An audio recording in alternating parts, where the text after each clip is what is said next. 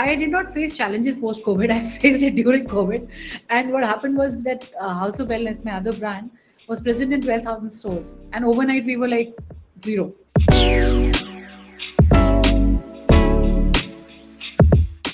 Tamanna, let's go back to the beginning. Tell us, how did the entrepreneurial bug bite you and what really led to the birth of House of Wellness? So before House of Wellness, I think the brand that we did not mention here, I was the president for Fashion TV India. Oh, okay. So my husband, I've been a Fauji grad throughout, Fauji wife, and my husband took premature retirement in 2014. That is when we partnered with Fashion TV India, and we had different verticals like the salons, spas, cafe, bars, and the channel itself. And that gave me a lot of insight as to, for me, it was a different world altogether. And over the years, we realized that, people were very comfortable doing business with us and also betting their money on us. So we thought it's time that we bet on ourselves, use that cumulative knowledge that we've had and the expertise that we have learned over the years. And that is how House of Wellness was born. I'm a cosmetologist, I'm a botany honors student. So at that point, I was not very sure that, what it's going to translate in. But Fashion TV gave us that input of affordable luxury wherein people were gathering or getting things from abroad in terms of personal care and perfumes and shampoos and moisturizers, creams. So we thought that it's time that India step up to that level, and that is where House of Wellness is born. And we're proud to say that at that in 2015 we were the very few who had started that. And in terms of quality, we pivoted from a plant-based product to organic to now Ayurvedic throughout altogether. So yeah, it's been a great journey, and that's how it started.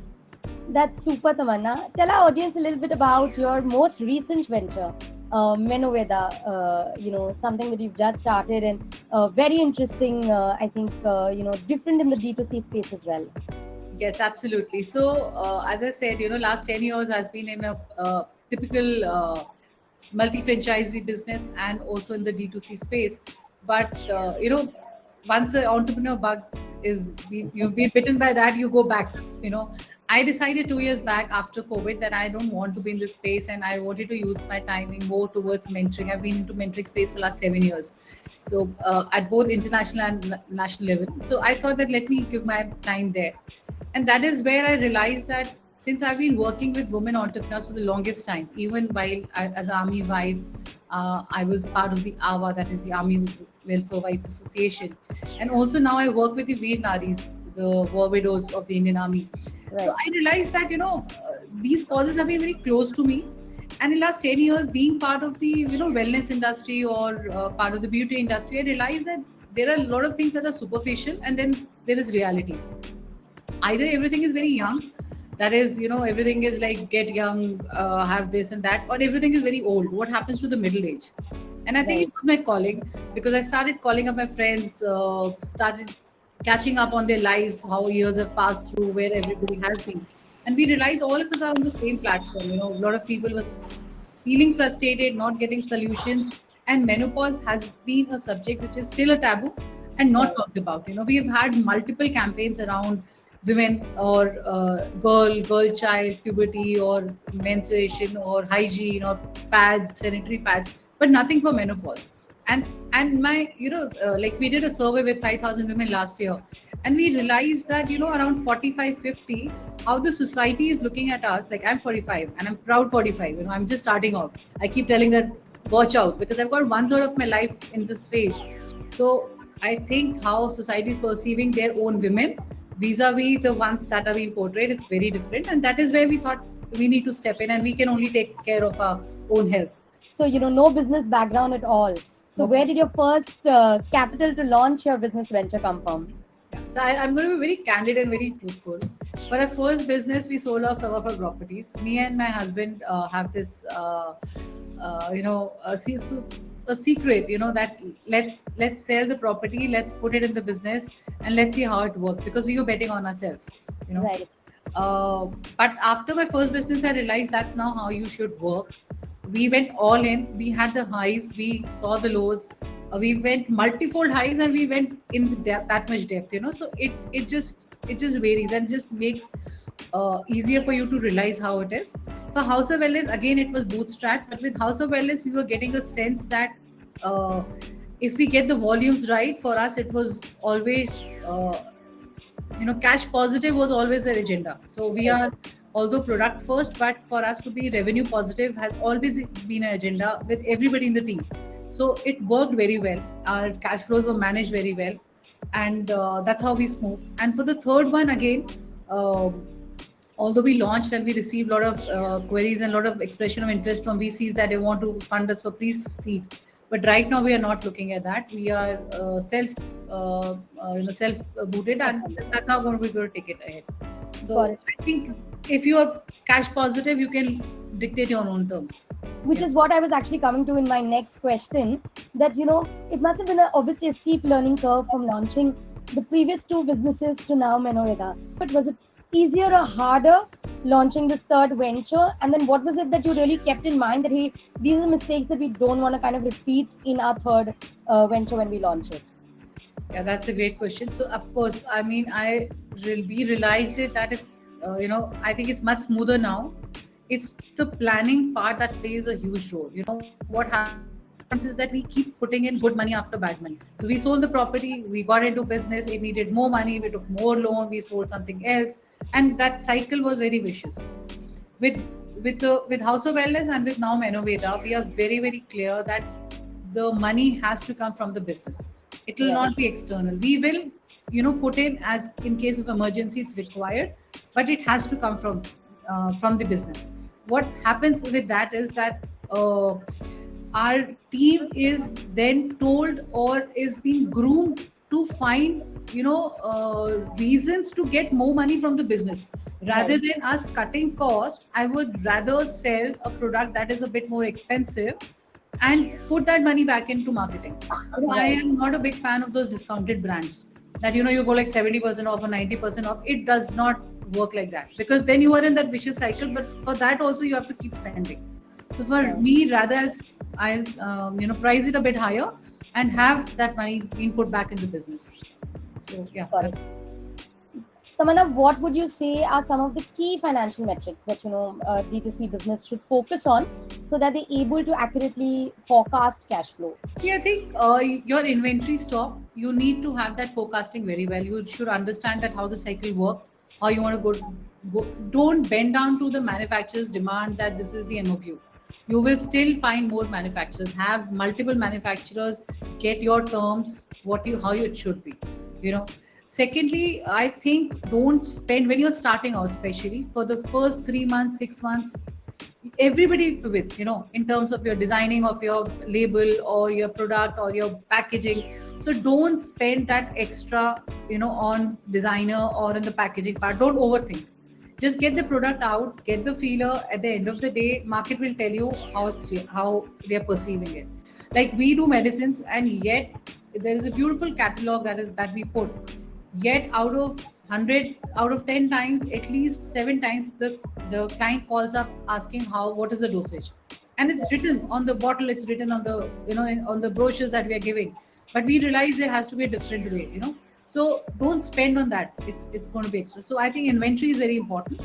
Also, what are your receivables in terms of how you're paying out, how much stretch can you give there in terms of like 45 days payment, 30 days payment, and how you're collecting your receivables. So we do, instead of monthly, we do weekly plans. We know that if, let's say, the payment is coming into second week, fourth week, so we do our payouts in third, not immediately when it comes in second week. Bank mein aaya, in and out flow is same. So we just spread it out, and that's easier that way. I think another matrix that one needs to look at is that how you are funding the rest of your business. You need to have a clear path. If you are funding, what is your runway? If you are getting funded, what is the runway? Because eventually, especially in India, what happens is 3 months converts to 30 months, and you just keep seeing. So at the end of the day, till the time you're making revenue and you're alive, you will get money. So getting money is not a problem. At the end of the day, everybody wants to make money, and especially if it is out of somebody, they're more than happy. So with that mindset, just be very focused onto what at the end of the day, it's the revenue that will matter. And if you're cash positive, it's like the cherry on the top. So I think these are some of the matrices that one need to look at. You also need to look at, like early on my first business, we got a lot of consultants, very high paying consultants, and Believe you me, now I don't now I don't believe in that concept anymore. But yes, I do have mentors, I do have advisors. I give them their dues. We give them what is required. But having a paid consultant who asks for the payment first and then start working in the second week and third week and fourth week, gives you a teaser what they will do the next month. They are in no hurry. So I Right. think unnecessary expenditure can be cut. As a founder, I also feel that initially everybody is in that phase wherein you are also the, like I always say, I'm the main star also of the business and the buy also in the business. So Right. I do multiple roles if required it be. But if you could just structure it properly, you may not. A lot of things can be done smartly. So work Correct. smartly rather than working 12 hours and still not achieving what you are. Absolutely. Tamanna, so can you walk us through your process for creating a cash flow forecast? And if there are any tools or resources that you use as a founder, as an entrepreneur, that you find useful in your business, for our audience's reference. One is definitely, while planning, you need to see what are your months that you are selling, what are the weeks that you're selling, what is the value proposition that you're giving to your customer. You may have some sales coming up, you may have some promotion coming up. You need to exactly understand that when you're going through that, what is that you will get. What happens is that typically in a typical case scenario, we say कि अच्छा ये cell है, ये हमने इस week में 1 लाख की cell, Mother's Day is coming, let's say, and I have a projection, I'm going to do a sales of let's say 5 lakh rupees during that 1 week. Now you have taken कि 5 लाख वहां से आ रहा है. The problem is that 5 lakh will come depending on how many orders were COD, depending on how much time the channel is giving you money. So for us, typically that cycle is like 15 days at times, or even 21 days. So you need to understand the cash flow is not going to be immediate. You need to understand minutely what and when are you getting that money in your account. And that is when you start making those promises that I'll start paying you back. That is one. Secondly, in terms of planning your sales, as I said, I feel that it is better to have a pricing leverage wherein you have multiple SKUs at different prices, so that instead of bringing the cost down and selling ki chalo let me sell it at 99 and do a flash sale, you sell it at a higher premium, give some give a freebie, or attract the customer so that your sale is much higher.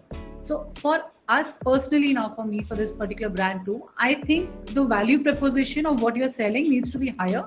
So leverage your pricing, don't go cheap. And then there are other leverages, like I also initially when I used to work and plan, I would also look at sales volume. So for us, we don't keep unrealistic figures, but it's very important that even if there is a change in 1% of every sales per day, you look at the annual or the compounded growth that you'll do at the end of the year. Right. Us as a company or as a team, our targets are like just improve 1% per week in terms of sales. How you achieve it is think out of the box. It could be through groups, it could be through WhatsApp groups, or through some Facebook groups, or through somebody who's just recommending, or maybe a promotion that we have put out, or maybe a contest that we are running. And I also feel that there are times when we spend a lot on the resources initially. I did not do that in my first business. I learned it the hard way. So we had every department heads and everything. Now for my second business, I did this. Third, I have not done it so far. But you have extra talent in the company. Let's say you have a content writer, you have a graphic designer. You could always share that resource. Right. These are the levers that work at the last minute. If there's a salary of 50,000, I'm splitting between two people or two friends or two founders, it makes a lot of sense. And yet you get the expertise. Otherwise, what Right. happens is the time that you spend, we have a lot of interns in the company, but the time that you spend with those, I think my time is more worth getting the business that I can achieve rather than training the intern. Right. So I would rather spend that money on more professional or somebody who's more experienced. So yeah, and planning it, we do yearly plan, quarterly plan, weekly, monthly plan, and then weekly. We just go minute, detail oriented. How do you ensure, with all of this planning also, that your cash flow forecast kind of stays close to being accurate or up to date, especially in a fast changing business environment? See, you're right. There are times when, all of a sudden something comes up and we just also want to do the same thing and join the bandwagon. But we prioritize, and every month we have a X amount, which is more towards that unforeseen thing. So what we do is that, as ladies, we have this habit कि अगर 100 रुपए हैं तो 10 बचा लो पहले, 90 खर्च करो. So I firmly believe that. So whatever fund that we give ourselves, and initially we started with very small, Right. 5,000, 10,000. Now we go in thousands and lakhs, but it's a different story. But even now, with the kind of budget that is allocated to each department, it's a mandate that you need to save minimum 5%. So always think it is 95% that is given to you. So that 5% also keeps accumulating. So there are times when we need to do a promo with a celeb, or we need something that has come up, or a video shoot that is extra gone off the budget. So we try and pull that, and that is the time between the departments. What we do is that, okay, let's do a kitty kind of a thing. You put in this time, next time somebody else need, we do it. So once a year, everybody can leverage other departments' fund, the extra funds. So that is one, and we thoroughly enjoy. So departments have already forecasted at which month they want to suck money from other departments. It's a great approach, and it's actually also a fun approach where you have marketing budgets, but you're making sure that your 100% is calculated for with the 5% saving. Please go on. This is very interesting. Yeah. So this is what we do, and secondly, in terms of the extra funds that we also we give ourselves some pad that X number of sales has been done. So this amount we will keep aside for promotion. So initially, with my second brand, what we used to do is that we would just go all out and spend. Now it's with this brand, what I've realized is that we do spend. We have made it a mandate to spend, because what happens is that if you're not spending, then you're definitely not. You're missing out on few things that were necessary for business. Right. So that right promotion at that time, or right PR or right marketing that needs to go out, or maybe a content writer that you need for your LinkedIn profile or whatever. So you need to prioritize that and spend where it is required. Right. So there are times when we have done these things in a phased manner for 3 months, and then 3 months we've changed it to something else. So everybody puts their whole forecast and everything that we need this, and then it's like more of a lottery system. Okay, let's do this time, this. But we ensure that it is done. In your opinion, what are the most common mistakes that D2C businesses make when they are forecasting cash flow, and how can they be avoided? Yeah, the first, I think, and the foremost is कि आ जाएगा पैसा, आ जाएगा. That overconfidence of आ जाएगा does not happen. Like I said, we do businesses, and like even selling on Amazon and Flipkart. I think Flipkart is still regular, but getting money out of Amazon and doing a sale of 15 lakhs on Amazon a month, and when you realize only 6 lakh have been put in your account because they are having, and the more you sell, the more reserve they keep. That's why you need to understand what is your whole payment cycle, and वो आ जाएगा कहाँ से आएगा. You even if it's beg, borrow, steal. I always tell entrepreneurs when they're starting out, if you can convince one member of each family subset that you have close to you to put in even X amount with you, then you can do business, because you know that who are the people you can reach out to in case of emergency. But you can't make it that a habit. There are times when unexpectedly you get a huge order and you don't know where the money is going to come from. That's a different story. So you need to be prepped for that. For that, if that is a situation, then leveraging your inventory, stroke having a good relationship with your bank manager, stroke having somebody who can lend you money on maybe higher rate. You should have those options. Right. You should pre-think, when you're not looking at those things, when it is not happening, you should find these solutions. So when they happen, you're not wasting time in running around and meeting the right stakeholders and maybe not taking the order. Right. Because opportunities happen very less. Correct. He will wait for you maybe a week, 10 days, and then he'll move on. So yeah, that's. And how do you balance investment and growth with maintaining a healthy cash flow? I think numbers speak for itself. We are a heavy number people, so that way it's like, whatever logic, superior logic wins in a company. That's the motto of the company. So what we do is that at the end of the day, if what you are doing is translating into sales, it's making logic and go Right. ahead with it. So the numbers have to be right. You can't manipulate with numbers. They speak Right. the truth. They'll give you the hard truth, in fact. And how important do you think is, understanding customer behavior and purchasing patterns when you're forecasting your cash flow? It's everything. It's absolutely everything. I'm still trying to figure out, are the paydays better for me, or are the month ends or the weekends? It's very, very important. So, like, we've just been 3 months with this particular brand, but for us to know that every week, that how many every day, how many people are visiting, what is the pattern like? Is it afternoon they are visiting, evening? It just helps me to understand better. And Right. based on that knowledge, there are times when, like, in our case, typical case, insomnia is a particular symptom that women go through under when they're under menopause, and that means that they're awake in the night, and that Right. is why you're getting huge traffic in the night. So we started promoting a bit extra during that time, and we realized that morning times between 9 to 1, they're not available, or they're available in the morning. We had people Early morning. who were purchasing at 4 5 in the morning because they were so desperate, and just that particular ad was hitting them so hard. Right. So it just makes sense. That's what I'm saying. Numbers will make all the sense and the logic. You need to understand your numbers. You need to go through the right matrix. As a founder, what we tend to do is we tend to spend too much time being our own manager. We'll Right. have a manager, or we'll have a second person, and we'll have 4 more people.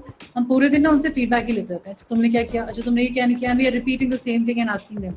As a founder, you need to be the founder. You need to just get away from all that and do what your strengths are. If your strength is networking, getting more business, getting more connects, getting more, for that matter, manufacturers, or getting more designs out, you need to, just detach yourself from that and do your bit. Let the team handle, let them be responsible, and take ownership of what they're doing. Consumer will only look at the results. They will appreciate the other things like 5%, 10%. They do not get. So we, even with our survey, we found that they are not very impressed when the celebs are endorsing a thing. They know Right. it is endorsed. They Right. want to see more human faces. Recently we did a campaign and we got such a beautiful feedback, wherein housewives, working women, they came back to us saying that we could relate to it because we just saw somebody like us sitting with absolutely or zero makeup, just well dressed, and saying something that we all are going through. Right. So that made a lot of sense. So I think you need to be honest to your customer. Tamanna, tell me a time when you faced a cash flow challenge in your business specifically, and how did you overcome it? I do. Okay, so I'll tell you where I feel cash flow challenges right now. Okay. I feel cash flow challenges when I look at other brands getting these big celeb collaborations, or some kind of work. I think I would want to do that now, but as a company, we've taken a call that we'll do it maybe 6 months down the line. There are times when new startups or new brands, or there are some players who are kind of settled. They come up with a proposition, whereas we can do X amount of this, or we can have more social, more PR stunts, and Right. collaborations or community building for you and all that. And that is where everything is monetary, because if you're doing a freelance work, I think the quality of the work is not that great. Second, the Right. credibility in terms of the deliverables is not there. Everybody will take their own sweet time, and you can't tell everybody कि यार दोबारा बना के भेज दो video. You can't ask for favors too many times. So I think monetary exchange is always better, so that the quality of work does not suffer. Right. And that is where, like, for us right now, speed and execution are two things that are highly important, because I know in next 6 months there'll be 10 other brands in the same space. Not that we are afraid of competition. More the merrier. We can't cater to everybody Right. in India itself, and we also have aspirations to grow global. But with the thought process, the more the merrier. But we just want to have and enjoy that first mover advantage and be the pioneer in that. Finally, this is my last question actually, that what advice do you have for entrepreneurs who are just starting out in the D2C space? For current D2C startups, or somebody who's going to start up, I feel, that I read a beautiful saying that says, you do not raise the level of your goals, you fall the level of your system. You follow the systems. You have to follow your systems. So If you're getting into entrepreneurship, go all out. I mean, I always say just go. And if you are not failing first, that means you're doing something terribly wrong, because you're not learning. You have to fail. You should fail. I mean, I'm not saying you have to, you should fail ideally, because the life lessons that you get during that time are precious. Nobody's going to teach you that no matter what. So that is one. Secondly, systems have to be in place.